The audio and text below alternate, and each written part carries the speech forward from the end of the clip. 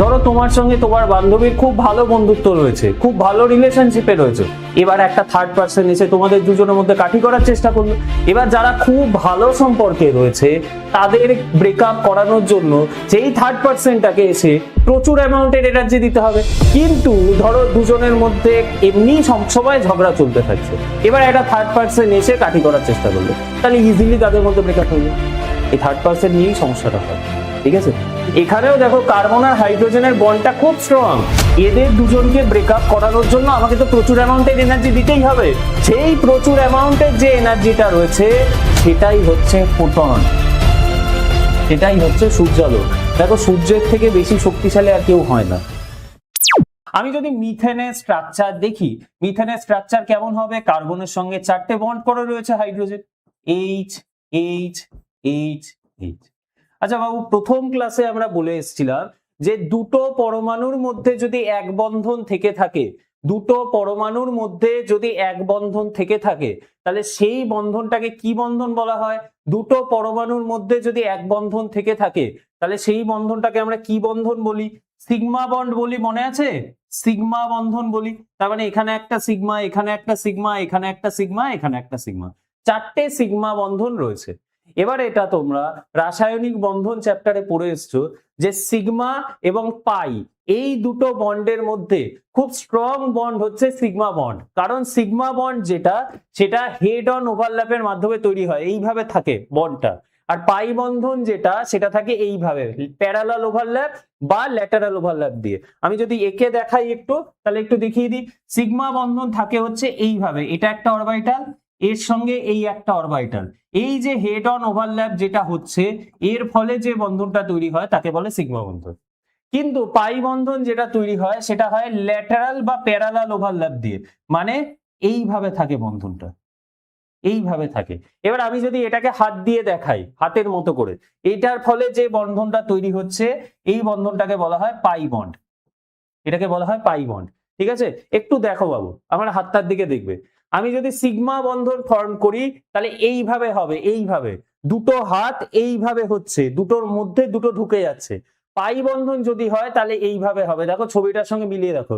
পাই বন্ধন মানে এইভাবে, সিগমা বন্ধন মানে এইভাবে। আচ্ছা বলো তো, তোমরা নিজেরা করে দেখবে, আমি যদি এইভাবে বন্ড করে রাখি তাহলে দুটো হাতকে আলাদা করার জন্য আমাকে বেশি এনার্জি দিতে হচ্ছে, নাকি আমি যদি এইভাবে করে রাখি তাহলে দুটো হাতকে আলাদা করার জন্য বেশি এনার্জি দিতে হচ্ছে? দেখো এইভাবে যদি করে রাখি তাহলে আমি একটু টানলেই দুটো হাত আলাদা হয়ে যাচ্ছে, কিন্তু যদি এইভাবে করে রাখি, এইভাবে করে রাখি, তাহলে আমি যতই টানি প্রচুর এনার্জি দেওয়ার পরে দুটো হাত ছুটছে। তার মানে আমার সিগমা বন্ধন যেটা, সেটা অনেক বেশি শক্তিশালী বন্ধন রেদার দেন পাই বন্ড। এই জন্য সিগমা বন্ড সব সময়, সিগমা বন্ড সব সময় খুব স্ট্রং হয় পাই বন্ডের তুলনায়। এবার শোনো, আমাকে বলো, এবার আমি অ্যাকচুয়ালি এখানে কি করছি বাবু? অ্যাকচুয়ালি এখানে কি তৈরি করছি? দেখো, আমি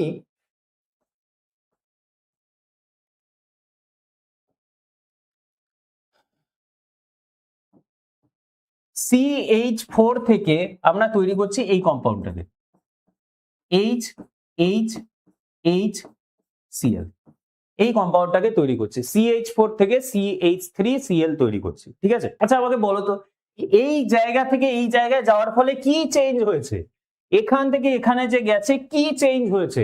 তুমি দেখো একটা জিনিস, আমরা এখানে পরিষ্কার ভাবেই দেখতে পাচ্ছি যে এই হাইড্রোজেনটা সরে গিয়ে এই জায়গায় একটা ক্লোরিন যুক্ত হয়েছে, এই হাইড্রোজেনটা সরে গিয়ে এই জায়গায় একটা ক্লোরিন এসছে, নতুন ক্লোরিন যুক্ত হয়েছে, তাই তো?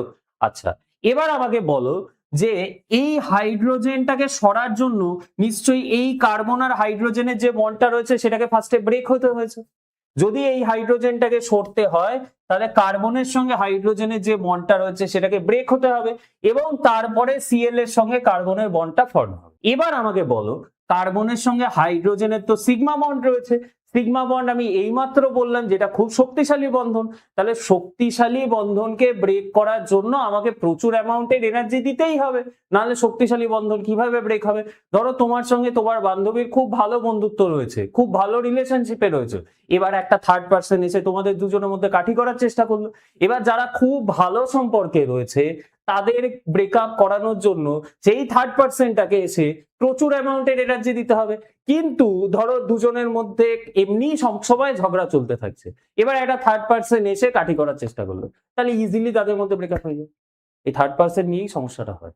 ঠিক আছে, এখানেও দেখো কার্বন আর হাইড্রোজেনের বন্ডটা খুব স্ট্রং, এদের দুজনকে ব্রেকআপ করানোর জন্য আমাকে তো প্রচুর অ্যামাউন্টের এনার্জি দিতেই হবে।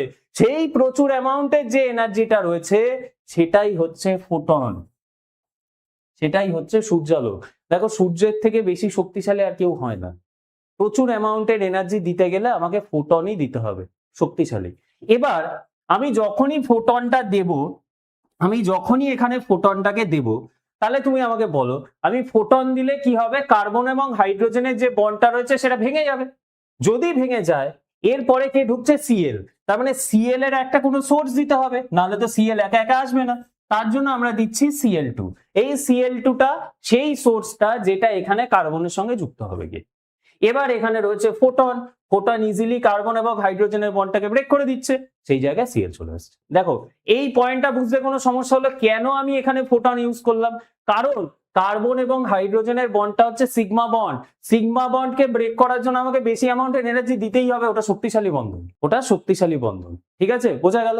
আচ্ছা, এবার এর সঙ্গে দেখো কি বেরিয়ে যাচ্ছে, একটা এইচ বেরিয়ে যাচ্ছে এখান থেকে, এবং Cl2 এর মধ্যে দুটো ক্লোরিনের পরমাণু রয়েছে, তার মধ্যে একটা ক্লোরিনের পরমাণু এখানে চলে এসেছে। দেখো Cl2টা কি রকম, Cl Cl, এই একটা Cl, এই একটা Cl কার্বনের জায়গায় চলে এসছে এবং আরেকটা Cl পড়ে আছে, তো সেই জায়গায় তৈরি হবে হচ্ছে সাইড প্রোডাক্ট হিসেবে HCl।